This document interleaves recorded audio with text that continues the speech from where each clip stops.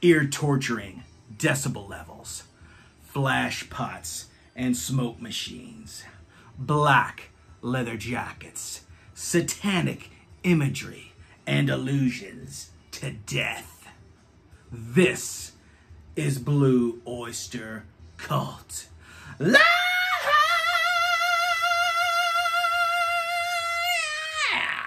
Ladies and gentlemen, welcome to yet another exciting, titillating, orgasmic edition of Radical Rock and Record Reviews. And I'm your host, Wild Ride bassist, Mick Watkins, otherwise known as Dick Twatkins. And today, guys, we're going to rank the 14 studio albums of one of my all-time favorite bands. A band that is in my top 5, baby. We're talking about BOC, Blue Oyster Cult. Now, as you watch the video, you can see, in tribute, I got my cool Eric Bloom shades on right now, which I'm going to take off. So yeah, guys, we're going to rank the 14 studio albums of Blue Oyster Cult as part of the Radical Rock and Record Reviews Halloween Special, baby. The Halloween Special. Now, like I like to do on all the ranking videos that I do of my favorite artists, I like to give you a little briefing. I like to give you my history with that said band. All right? So here's the story, the little tale on how Dick Twatkins got into Blue Oyster Cult. Okay? Let me take you back to a time, let's say probably in the early 90s, all right? Early 90s. At my mom's house, okay? We used to have a big, giant cherry wood entertainment center, okay? Which housed our VCR and the TV and all kinds of cool little knickknacks my mom had. And underneath the area where the TV set was a drawer, okay? And in that drawer was a stack, maybe about this tall, vinyl records, okay?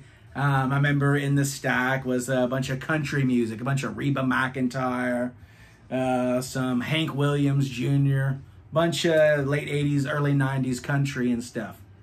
But in that stack was something that I would see, that I would lay eyes on, that would change my life forever.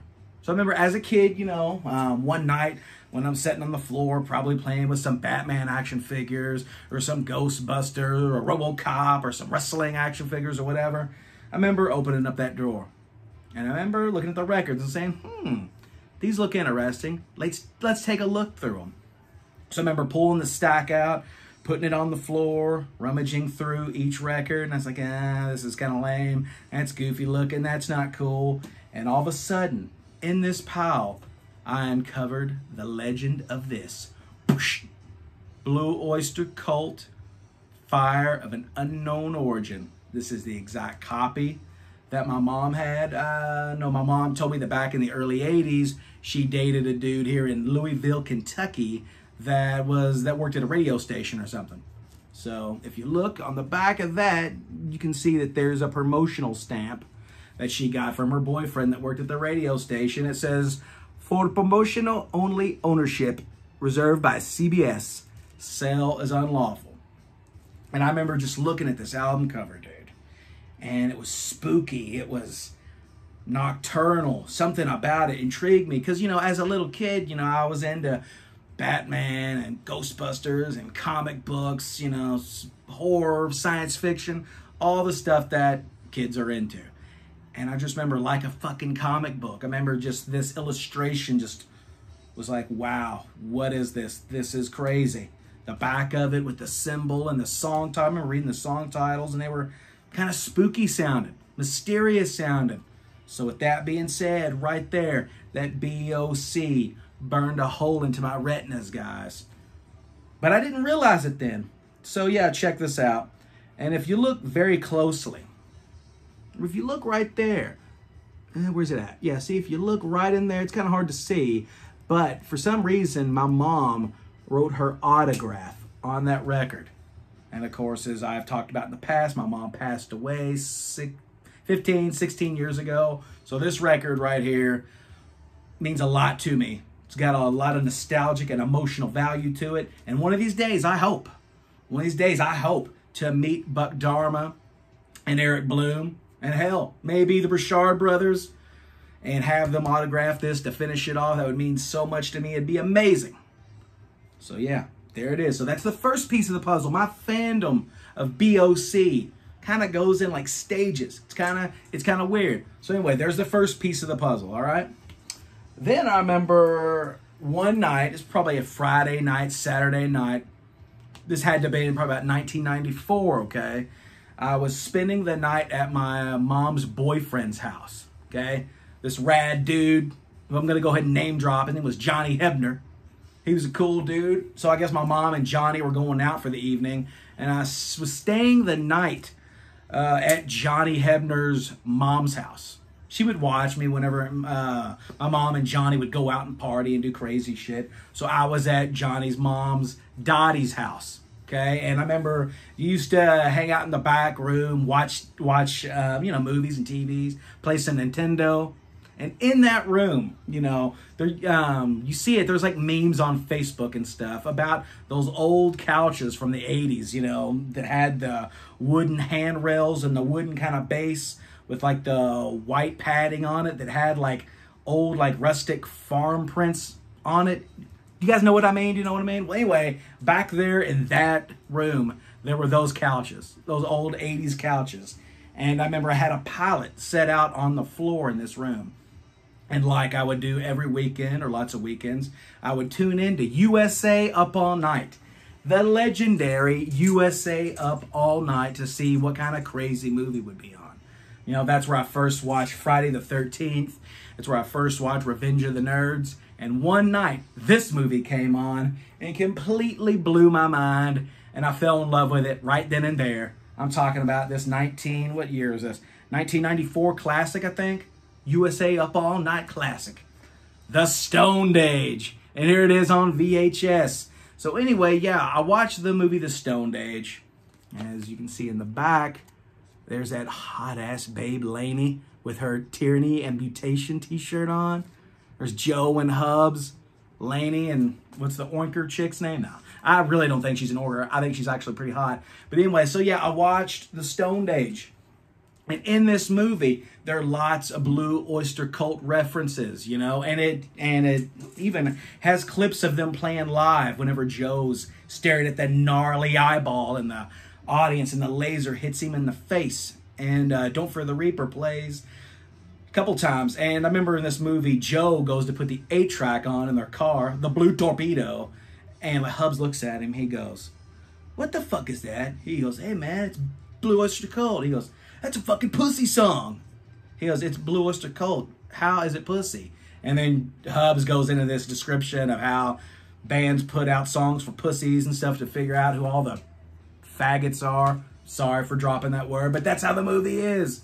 I have to be truthful. So anyway, guys, yeah. So I had my next exposure to BOC from the movie The Stoned Age. And I remember watching it and hearing that name, Blue Oyster Cult, and going, oh yeah, that's that spooky-ass weird record my mom had.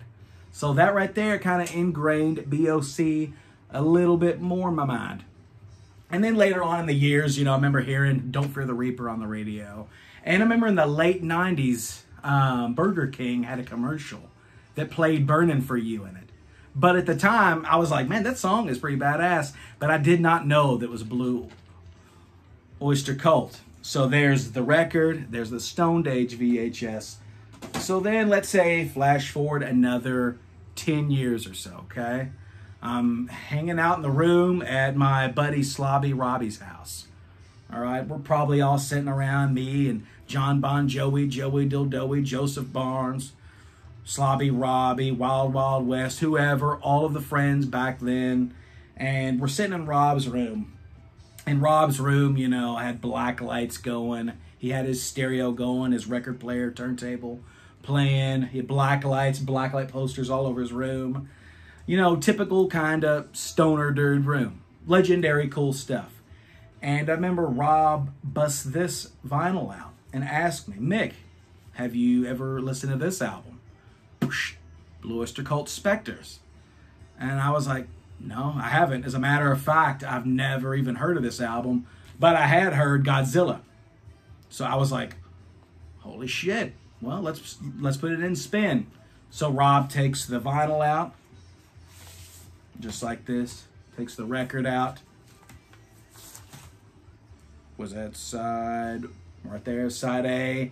Puts it down on the turntable. Bow-now, bow-now-now-now, bow-now-now-now, bow-now-now-now. And that monolithic riff of Godzilla just comes on.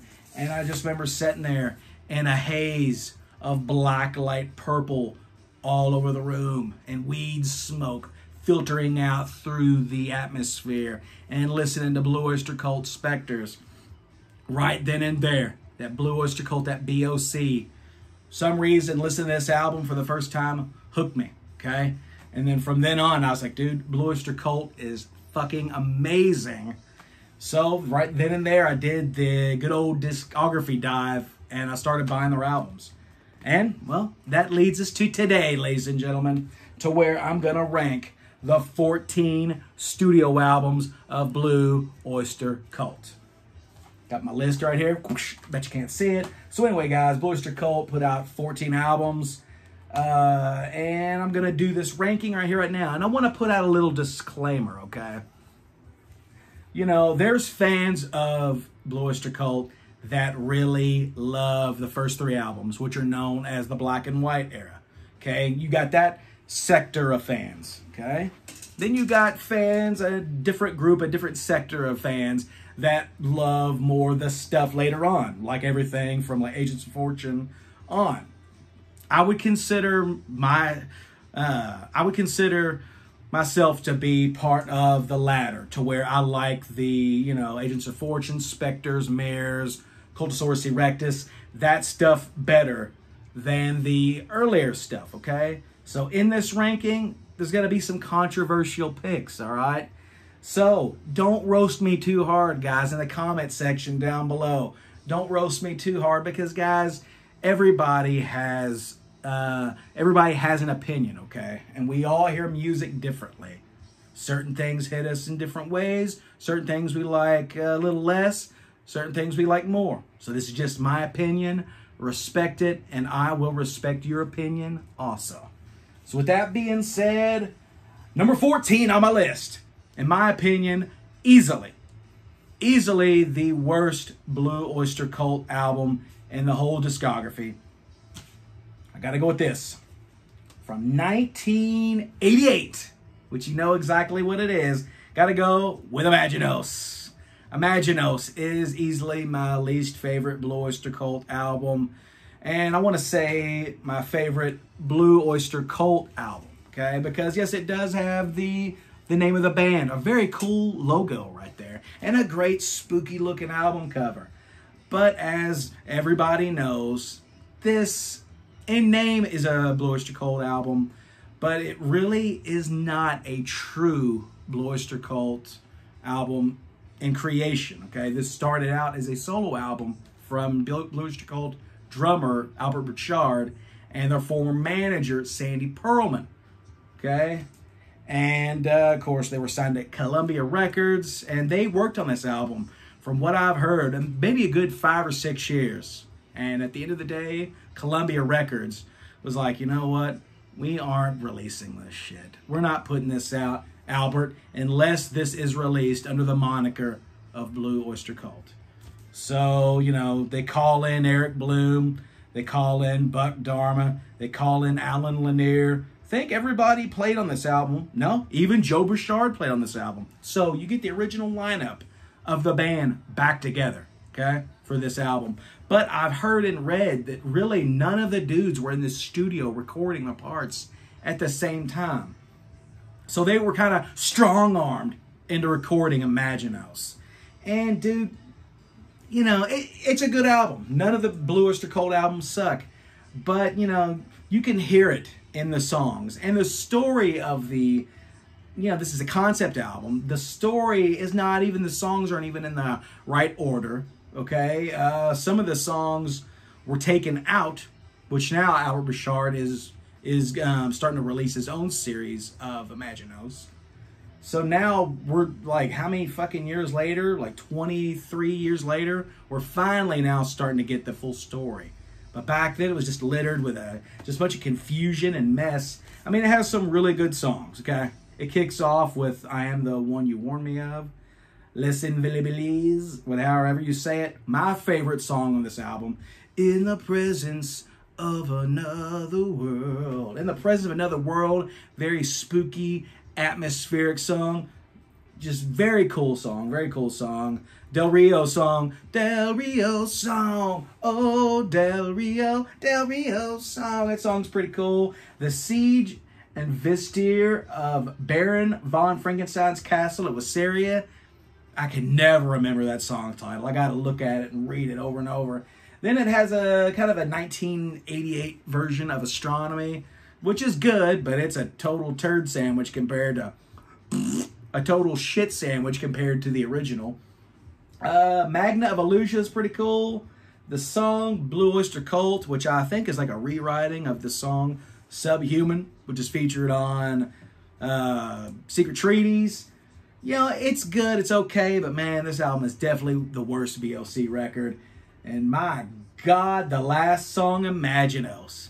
That song, to me, to my ears, it's like nails on that chalkboard. Like,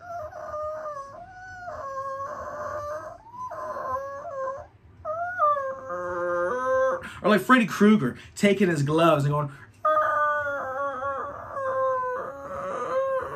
because, I mean, the song itself is not bad, but it's not even a member of BOC singing on it. Some dude, I think his name is John Rogers, if I'm not mistaken, John Rogers. And John Rogers, to me, he is the most goofy. No respect to John Rogers, no respect to any of the members in BOC, but he's got one of the most goofy sounding voices I've ever heard. Like, I know in the song, he goes, "Oh, on the Texas." I don't know, he just kind of, Imaginos. And I don't know, I just hear his, and it's just kind of goofy. I mean, you could have had Buck Dharma fucking sing that song. Eric Bloom could have sang it. Alan Lanier, Joe Bouchard, Albert Bouchard. Anybody but John Rogers could have sang on that. Cool song, but man, those goofy vocals ruin it. Out of Texas! So yeah, coming in number 14 on my list, 1988's Imaginos. Not a bad album, but definitely my least favorite. My favorite track, In the Presence of Another World. So yeah, there it is, guys. All right, so now we get down into number 13, the first controversial pick of the episode. A lot of people love this album. A lot of people cite this as the best thing Blue Oyster Cult ever did.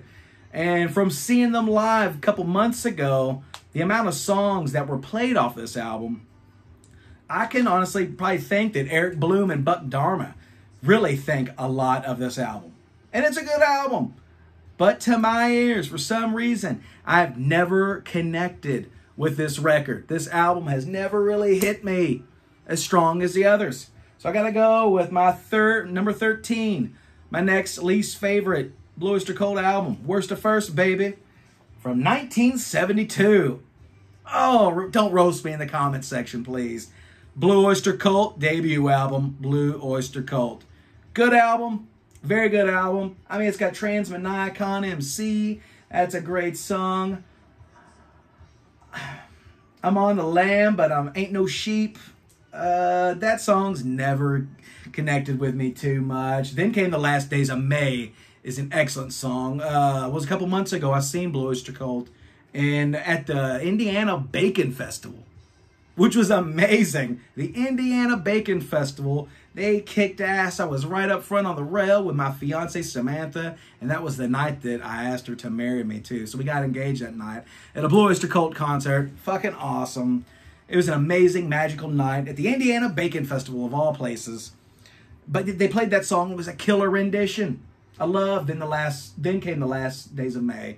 Very awesome lyrics about, I think it's about some dudes getting killed at a drug deal or a drug bust or some shit. Crazy stuff. Stairway to the stars, think I'll write good hell to you. Stairway to the stars. I love Stairway to the Stars. Before the Kiss, a red cap. Before the kiss, before the kiss. That song's awesome. That's about, before the kiss, some groupie chick, some chick in the audience slips you some drugs. Maybe like a Quaalude or something. I don't know exactly what it was. But that's a cool song. Screams. Screams is pretty cool. She's as beautiful as a foot. Very weird. Very BOC. Dude, and one of my favorite Blue Oyster Cult songs of all time. City's on flame now with rock and roll. Bow down, down.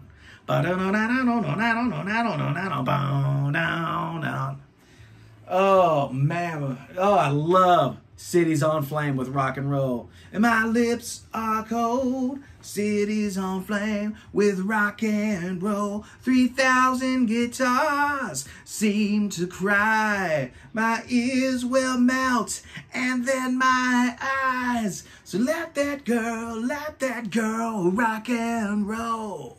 City's on flame now with rock and roll. Oh, it's badass. Straight up 1972 American heavy metal from the Heavy Metal Masters, Blue Oyster Cult. Fucking amazing. Workshop at the Telescope's a good song. Redeemed, it's okay, but not really that big on it. So yeah, this album was good. Good album, featuring the legendary lineup of Buck Dharma, okay? Eric Bloom, Joe Burchard, Albert Richard, Alan Lanier. Produced by Murray Krugman and Sandy Pearlman, and featuring the legendary cover artwork from artist Bill Golick. Okay, Bill Golick did the album covers for this one and for the album that came after that. And dude, if you look at that album cover just sums up Blue Oyster Cult perfectly. Kind of mysterious, dark, spooky, just fucking out there, dude. This is just BOC to the core. Killer album. Great album. But guys, like I said before, it has never connected with me on a large level. I like everything after it more, which I know is shocking to some. So yeah, coming in number 13, 1972's Blue Oyster Cult. The debut album, my favorite song, easily, Cities on Flame with rock and roll. Number 12 on the list. On the countdown of the worst to first of BOC albums, baby. God, controversy out the ass. Because I know anybody that sees me pick this over the first album, a lot of people are going to take some fruit, some tomatoes, some corn stalks, some celery, slide some peanut butter on that bitch and all throw it at your TV, at the screen. But guys, like I said earlier, we all hear music differently. And I know this is a lot of times, a lot of people say this is the worst BOC album. And I disagree. It's not one of their best, obviously, because it's number 12 on the list. But yeah, so anyway, number 12 on the list. Got to go with 1985's Club Ninja. I know, yes, I did just rank Club Ninja over Blue Oyster Cult. But dude, I can't help it. This album connects with me more. It hits me more, and I just love it. I'm a huge fan of 80s rock. I'm a huge fan of 80s pop. And I'm a huge fan of 80s cheese in movies and in music. I mean, who doesn't like cheese? When you get a big old pizza, when you get a big old pizza pie, what's slithered all over it? Fucking cheese, dude. And this album is Blue Oyster Cult, 100% grade A, rock and roll cheese. And I think Club Ninja's a pretty fucking good album. I know if you're out there watching Wadzilla Ian Wadley, he's probably throwing up in a bucket or probably getting ready to poop in his hand and throw it at the camera. He's probably saying, Mick, what the fuck? But it is what it is, dude. White Flags is a cool song. Dancing in the ruins tonight. Dancing in the ruins. Oh, I love Dancing in the Ruins. Make rock, not war. What are we fighting for? That song, it's pretty cool, but on BLC standards lyrically, it's kind of Perfect Water. Dude, one of the very, very best Blue Oyster Cult songs of all time, in my opinion. If I had to make a top 20, maybe top 10 BOC songs, Perfect Water would be on it. I love that. And I wrote 7 on the floor in the sea. Oh, I just love that part. This is perfect water splashing over me. Oh, I love Perfect Water. Such a great song. Spy in the House of the Night. Another cool tune. Oh, God. The song, the first track on side 2, Beat 'em Up. Beat 'em up. I always say, like, whenever I'm listening to Club Ninja, a lot of times I'm driving in my car and I'm listening to Club Ninja and Beat 'em Up comes on. And they say that you gotta be tough. Beat 'em up. I always change the lyrics to Eat her butt. Okay? I always go, eat her butt. So from now on, all of you, when you listen to Beat 'em Up, if you ever spin Club Ninja, sing Eat her butt with it. It sounds a lot better. And some people's opinions, this album is butt. And if it was, I'd just eat it up. But anyway, yeah, When the War Comes is pretty cool. Shadow Warrior's pretty rad. And the madness to the method, we won't. Madness to the method, we will.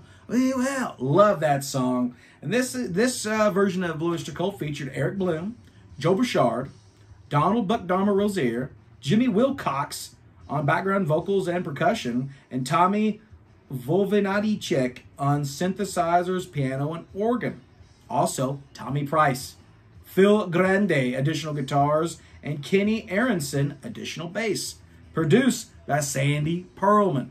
Pretty good album, not their best, but I like Club Ninja. What can I say? Perfect Water is amazing, and Eat a Butt.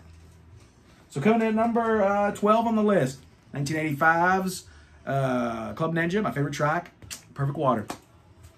All right, so you got that. Here's another controversial pick. Oh, boy. Oh, boy.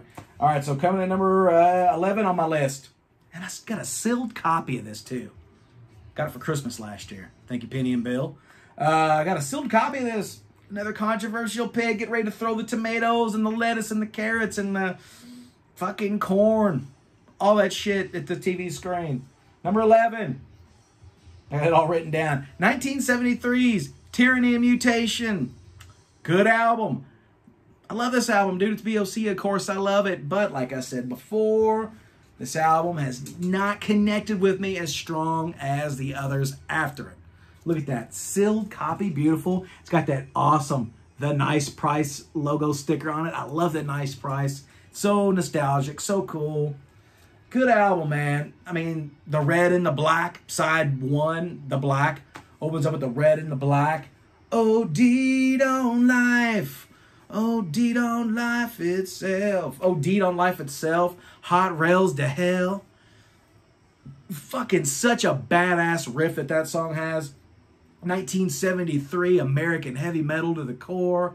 OD'd on life, Hot Rails to Hell, which I've heard that the lyrics are about maybe, hot rails. Maybe it's about like snorting some crank or some cocaine or something. I don't know. Blue Oyster Cult has always had really cool, fucked up, weird lyrics. That's one of the things I love most about them. 7 Screaming Dizbusters, excellent song. Side 2, The Red, opens up with Ice Baby Dog. It's okay. Wings wetted down, and all turns around. Wings Wetted Down is one of my favorite songs on the album. It's kind of got like a little bit of a Black Sabbath vibe to it, which I know back then Blue Oyster Cult was kind of marketed as the American Black Sabbath, which, I can see a lot, but personally, in my opinion, I think Blue Oyster Cult's better than Black Sabbath. Yes, I said it, and I love Sabbath, as you can tell. Well, where's it at? Look at the background. I got the box sets. I love Sabbath. But I like BLC better. We all hear things differently, remember. Yeah, Mistress of the Salmon Salt. Quicklime Girl behind a back. Quicklime Girl behind a bush. Good stuff, man. Produced once again by Murray Kergman and Sandy Pearlman and covered by Bill Golick.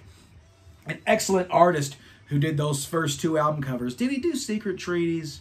Can't remember. But he did those first 2 BOC albums. And look at that awesome background. I just love the back. It's so rad, so cool looking. He did those first 2 album covers, and he's a great artist and would have been awesome and perfect to do the rest of the BOC discography. But really, his artwork fits the vibe of the black and white period.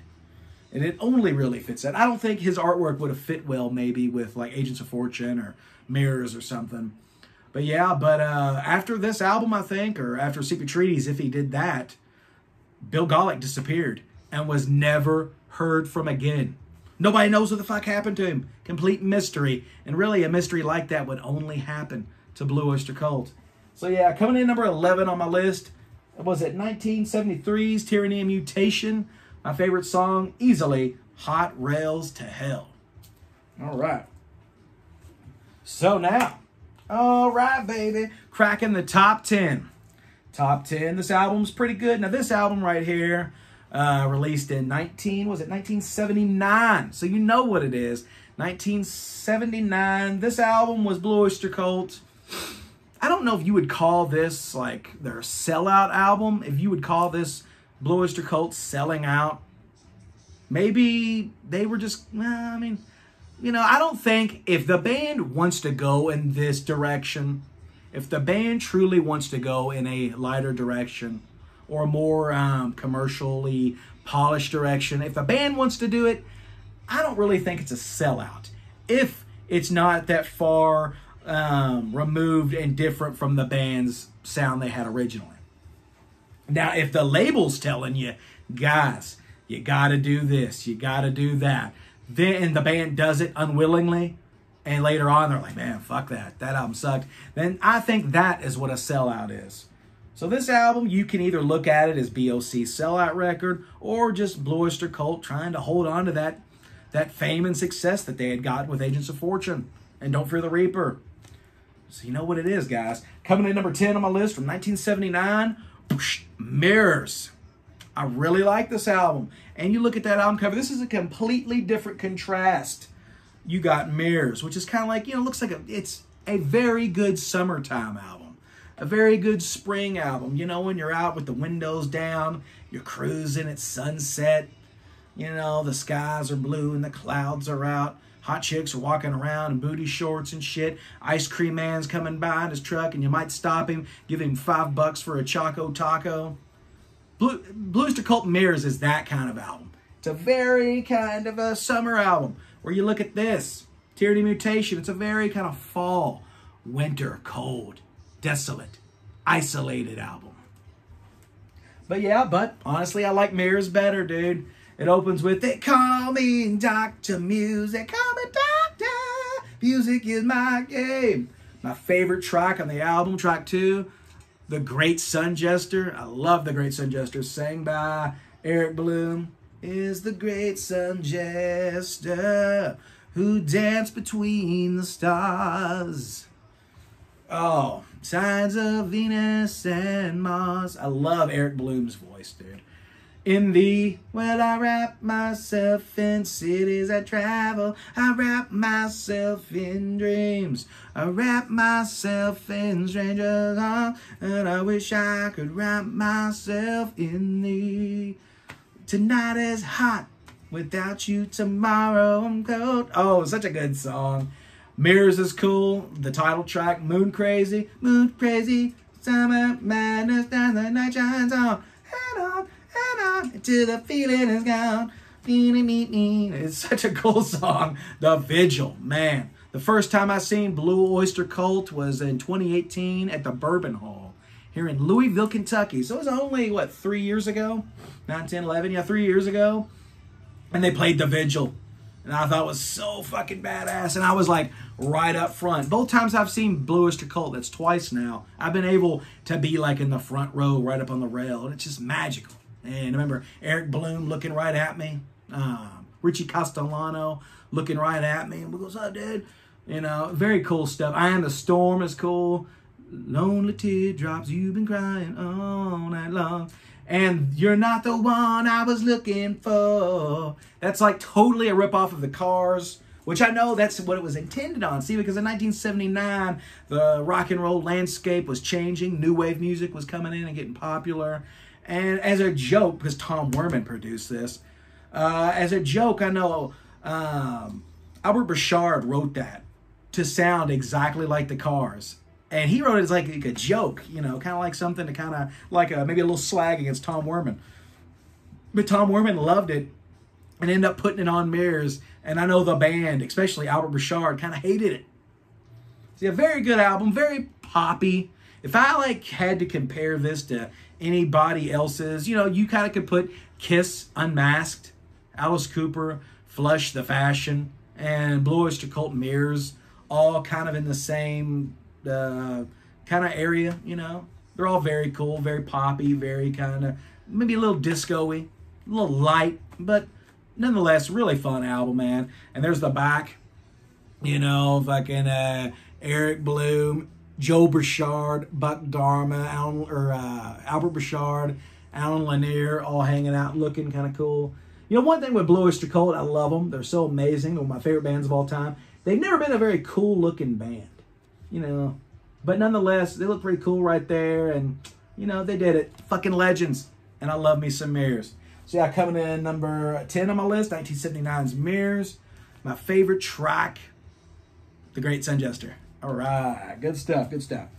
So, coming in number 9 on my list, from 1983, the first album without founding member, drummer Albert Bouchard, who, let's give it up for Albert Bouchard for a second, dude. He very well might be my favorite singer in BOC. I don't know, because I love Eric's voice. I love Buck's. I love Joe. Richie Castellano on the newer album. Richie Castellano tears it up. Great singer. But you got to give it up to Albert Bouchard, man. He was such a great songwriter. Awesome, quirky vocals that when you heard it, you just knew it was Albert. He was such an important ingredient to the BOC songwriting team. Much more than just a drummer back there tearing it up on the skins. Whoa, yeah. Yeah, coming in number 9 on my list, 1983's Revolution by Night. Very cool album. You can see I bought this used quite a few years ago, and don't drop in the book drop. This was a copy that was from the library. So I think that was pretty cool. What library was it at? I know it says it on the record. The Louisville Free Public Library. So back there in the early 80s, somebody was checking this out at the library. That's a very cool thought to have. But yeah, Take Me Away. Oh man, I know that's Dr. Fuck Ralph Fierre's favorite BOC song. Excellent song. I know that Blue Oyster Cult, that song and maybe a couple others, they teamed up with an excellent underrated rocker from the early 80s, Aldo Nova. Aldo Nova helped write that song, and he might even have played on this album a little bit. But yeah, Take Me Away is badass. It's, you know, typical Eric Bloom lyrics about being abducted by an alien spacecraft and shit, and looking up in the sky and seeing flying saucers and shit.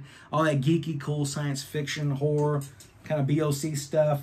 Eyes on Fire, excellent song. Shooting Shark. The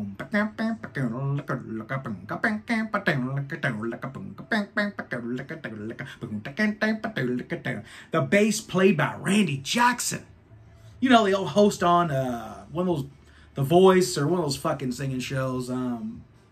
Whatever. Randy Jackson played the funky ass bass line on that. So I locked inside a magic man. Very cool song. That is actually Samantha, my fiance. That's her favorite Blue Oyster Cult song. She really digs that song, and I hope we're supposed to see them December 4th here in Louisville, and I hope they play Shooting Shark, because I'd like her to be able to see that live. That'd be pretty awesome. Veins is pretty badass. Shadow of California. Love Shadow of California. Feel the thunder of a midnight ride. Knocked on the thunder of those who died. Shadow of California and Feel the Thunder back to back are just epic, dude. Epic stuff. Let It Go, kind of cheesy. A little shit sandwich. Dragon Lady. Dragon Lady's cool. And Light Years of Love, which is sang by Joe Burchard. I love some Light Years of Love. Hello, love. It's like, Air Supply. Holiday Love, but produced by Bruce Fairbairn, which... Oh, God, honestly, I'm not that big of a fan of Bruce Fairbairn's productions. He totally kind of, we're not going to talk about Kiss right now. Psycho suck ass. But yeah, and this was the lineup of Eric Bloom.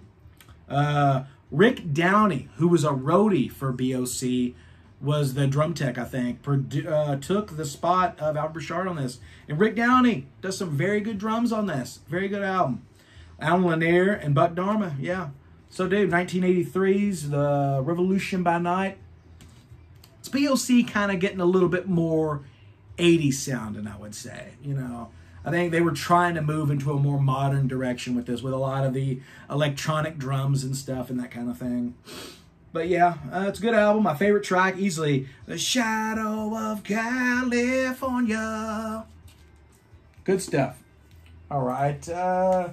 Coming in number 8 on my list. Number 8 on my list. It's going to be a controversial pick. People are going to be like, I can't believe you chose this album over Blue Oyster Cult, the debut. I can't believe you chose this album over Tyranny Mutation. Guys, like I said, we all hear things differently. And if we didn't, wouldn't the world be boring and you wouldn't have nothing to fuss about or talk about in the comment section down below? Coming in number 8 on my list, 2001's The Curse of the Hidden Mirror. Dude, I really, really dig this album. I think this album is hugely underrated.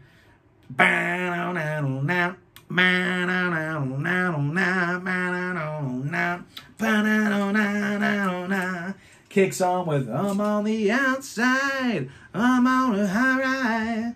Dance on Stilts, Showtime is a badass song. My favorite track on the album. There was a time when the old gods returned. Now is the time when water begins to burn. Something like that. The Old Gods Return is excellent. Pocket's pretty cool. One step ahead of the devil. One step ahead of the man. I Just Like to Be Bad. I just like to be bad. First names only and a one-night stand. Shit sandwich. I Just Like to Be Bad. Well, the chorus at least. The chorus kind of sucks. And Good to Feel Hungry kind of sucks. But man, Eye of the Hurricane's badass. Stone of Love, Out of the Darkness. And dude, the Buck Dharma sang, Here Comes That Feeling Again. Wrapped in my dreams around you. Here Comes That Feeling is awesome. Vinyl version from Frontiers Records, Blue Oyster Cult's current record label. Frontiers Records, let's give it up for them. They have done a great job with the newer Blue Oyster Cult releases. Excellent stuff. Yeah, the lineup of this was Eric Bloom, Buck Dharma, Alan Lanier's last album, rest in peace, Alan Lanier. Alan Lanier's last record on bass, Danny Miranda, who is currently in Blue Oyster Cult, and he's been in the band the past couple times I've seen him. Excellent monster bassist. Danny Miranda rules.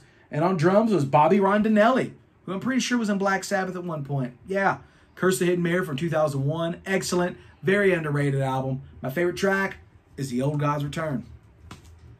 Very cool album. All right, number 7 on my list. Another controversial pick. Now, this is an album that, man, you know, back in the day, back when this album came out in the late 90s, like I've said before on other videos, I used to see this album all the time in the cutout bins at record stores. And they used to have 5 or 6 copies of this album used at like the book and music exchange stores here in Louisville, Kentucky. I used to see this album all the time, and I couldn't tell you how many times I picked up the CD of this and would stare at it and debate on buying it. And I'd be like, I've never heard any of this stuff. What if it sucks? What if I don't like it? Then I'm out of like $6. And, you know, 13, 14, 15-year-old Mick doesn't have a job, and now I got to go cut some fucking lawns to get another CD.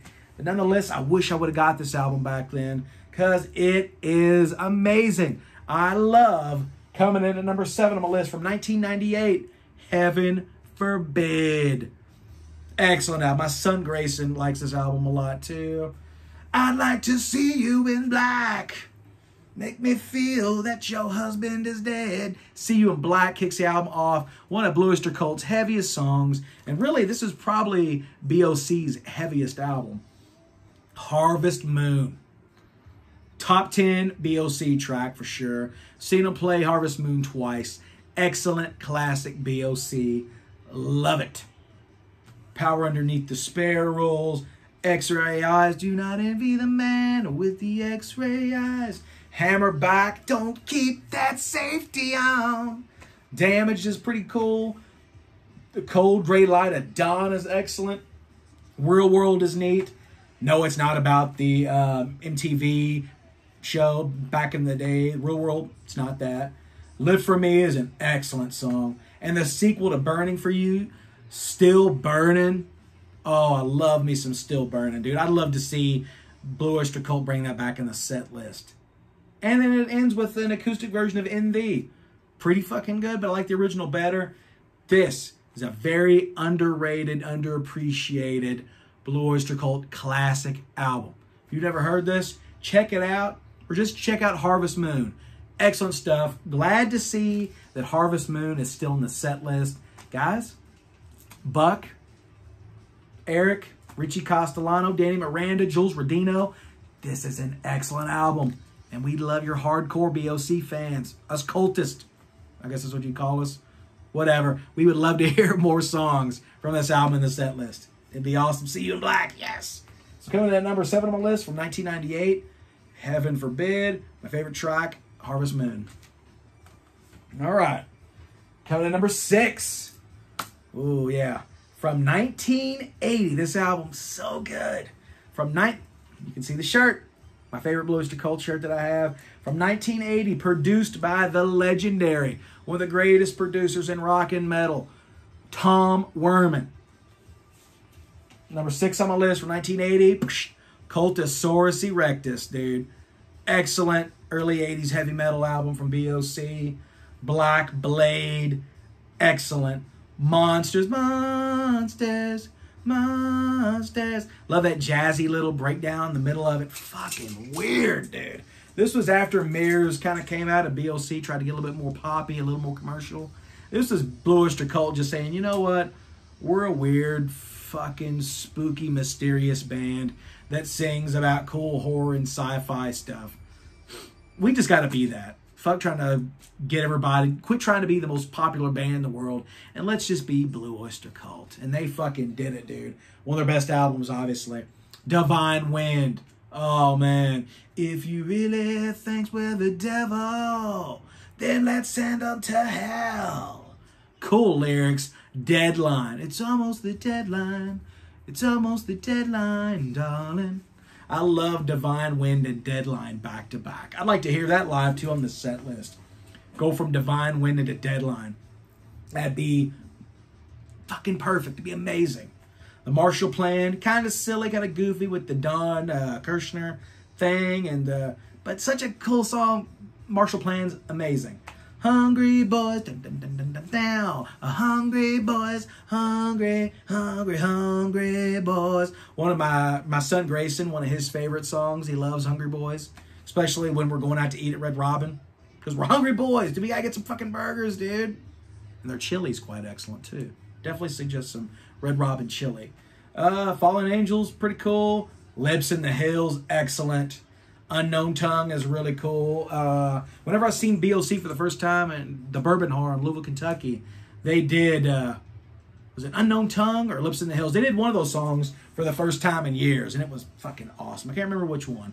But yeah, great album, produced by the legendary Martin Birch. Rest in peace. Cool album cover. This is just BOC through and through, dude. Number 6 from 1980, Cultosaurus Erectus. My favorite song, Divine Wind. Check it. Number 5 on my list, cracking into the top 5, guys. Top 5 on my list. Now, the top 5, some of them, probably my first 3 were pretty easy.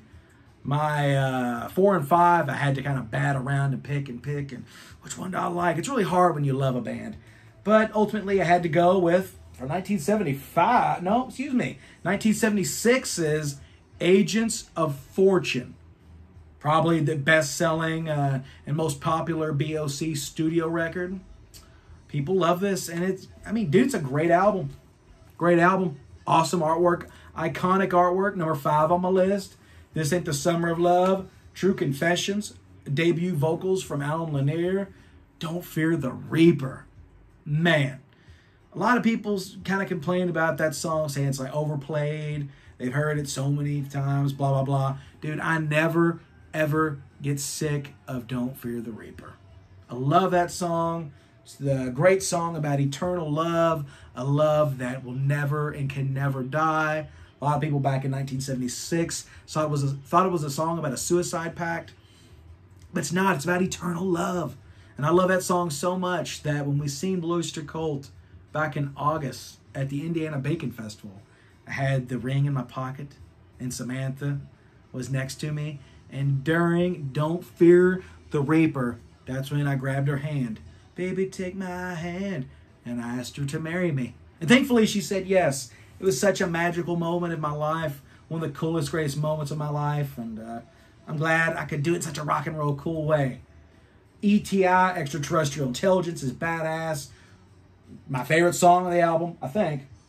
No, never mind. My favorite song is Don't Fear the Reaper. But my second favorite track, The Revenge of Vera Jiminy. Love it, dude. Love that song. It's kind of spooky, kind of sinister. Sinful Love, tattooed vampire sucking your skin. Tattoo, dun dun dun dun dun, tattoo. Heavy metal BOC. Final Morning is great. Tenderloin. Debbie Denise. Such a strong album. Kind of almost feels like you're listening to a concept album a little bit. Strong BOC. You know, their most popular and best-selling studio album. There's the band. Love that picture. Very cool. Is it their best? No. Blue Oyster Cult should be known for a much better album than this, but I do love me some Agents of Fortune, as it's number 5 on my list. So now, top 4, guys. Top 4. Here's a controversial pick, because a lot of people say that this is the best BOC album. A lot of people say this is their best, and dude, for me, it's fucking close. Gotta go number 4 from 1974. Secret Treaties. Secret Treaties. Excellent stuff. Now, here's the thing. Did Bill Gallick do the artwork on this album cover? It doesn't really look like it. I don't think he did. You know what? It does not say. Oh, cover art by Ron Lesser. And design by John Berg. So no, Bill Gallick only did the first 2 album covers, which that's what I thought. Because this, even though it's black and white era, it doesn't have that Bill Gallick spacey, weird, creepy, atmospheric vibe about it. But dude, Secret Treaties. Career of Evil, excellent. Subhuman, excellent. Dominance and Submission. ME 262. KG Cretin's really the only kind of song on this album. Harvester of Eyes, that's me. Harvester of Eyes. Talking about a serial killer running around killing people and cutting their eyes out and collecting their eyes. He's the Harvester of Eyes. Such a cool, evil ass. This album's got lots of kind of evil lyrics to it. It's one of the reasons I love it. Because I love evil shit. I'm weird. Flaming Telepaths. Great stuff. And it closes out with Astronomy. Excellent song. One of the best BOC songs. Dude, this album's so fucking good. KG Cretin's is okay. But man, you take that song away, in my opinion, this album is perfection. Great stuff. Produced by Murray Krugman and Sandy Pearlman. Sandy Pearlman, you got to give up to Sandy Pearlman. Sandy Pearlman was like he's like the father of Blue Oyster Cult, okay? Like the name of the band, a lot of the lyrics, the whole mysterious, horrific imagery of BOC, all kind of came from Sandy Pearlman. Excellent stuff. You got to give up to Sandy Pearlman. Rest in peace. Rest in peace, Alan Lanier. Good God. Amazing artist in our time. Fucking number 4 on my list. Blue Oyster Cult 1974, Secret Treaties. My favorite track, Astronomy. Love me some Astronomy, dude. Excellent. Essential listening. All right. Number 3 on my list. This was easy. These top 3 are easy for me. I just love them, love them, love them. Gotta go with the latest Blue Oyster Cult album. The brand new BOC album from 2020. My favorite album of 2020. The Symbol Remains, dude.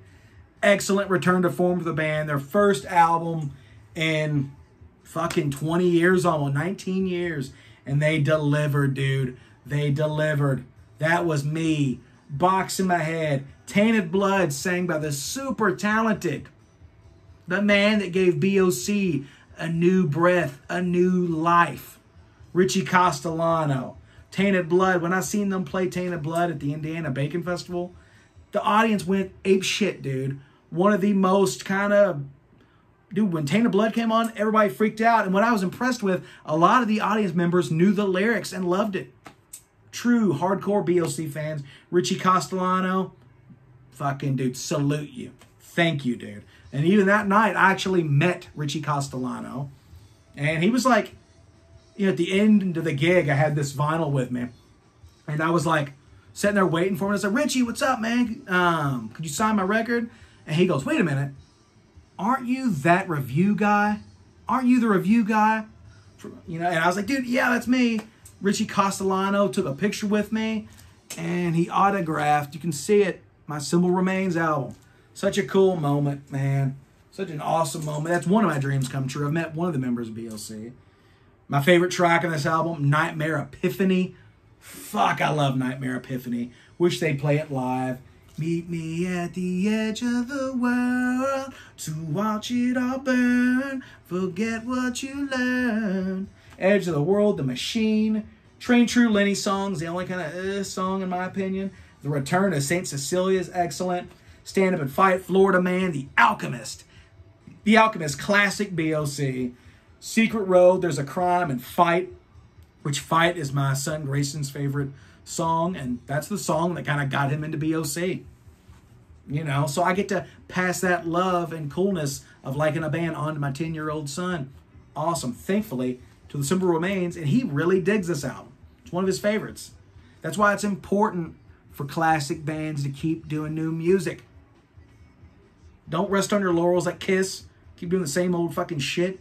This is good. And guys, we need a follow-up to this. We need another Blue Oyster Cult album like this, or maybe even better. So make it happen, guys. Number 3 on my list, the mighty modern classic, The Symbol Remains, my favorite song, Nightmare Epiphany. Autographed by Richie Castellano. All right, my top 2. This is easy. These albums mean the world to me. Absolutely love them. Coming in number 2 on my list. The Image, the album that piqued my interest, that burned the BOC logo into my retinas. Got to go with from 1981. The album for me that started it all. Fire of an Unknown Origin. Look at that album cover. That album cover fits the music on this record so perfectly. It's spooky. It's dark. It's mysterious. It's lurid. It's nocturnal. This is one of my favorite Halloween albums. I like to spin around Halloween. This album is godlike. Once again, produced by the legendary Martin Birch. This is the reissue version from Music on Vinyl. And it's amazing. Fire of Unknown Origin. Took My Baby Away. Burning for You. Burn out the day. Burn out the night. There ain't no reason to put up a fight.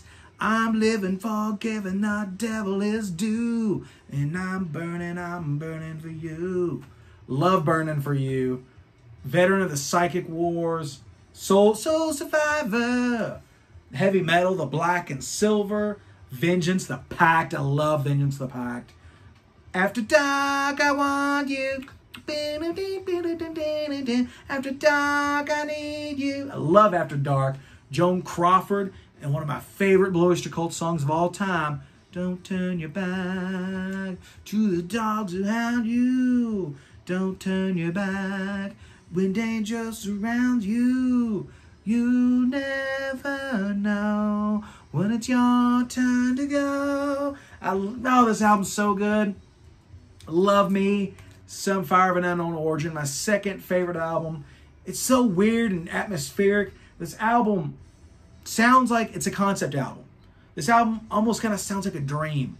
Every song just flows into one another perfectly. This is Blue Oyster Cult's masterpiece. It's fucking perfection. Early 80s heavy metal perfection. It's great. Dude, I could sit here and do a whole video alone on Fire of an Unknown Origin. And here's this awesome version I got from Music on Vinyl's reissue. Love it. That blue vinyl. Beautiful, dude.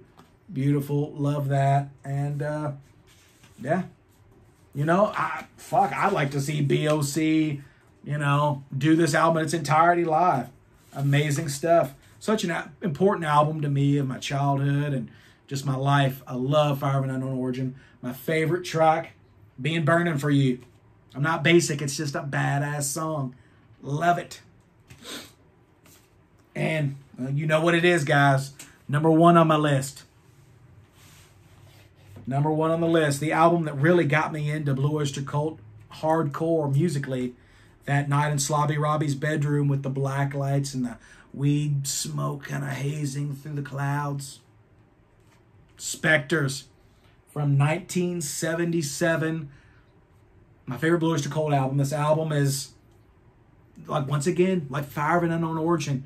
You look at this album cover and it's just fucking mysterious, spooky, eerie.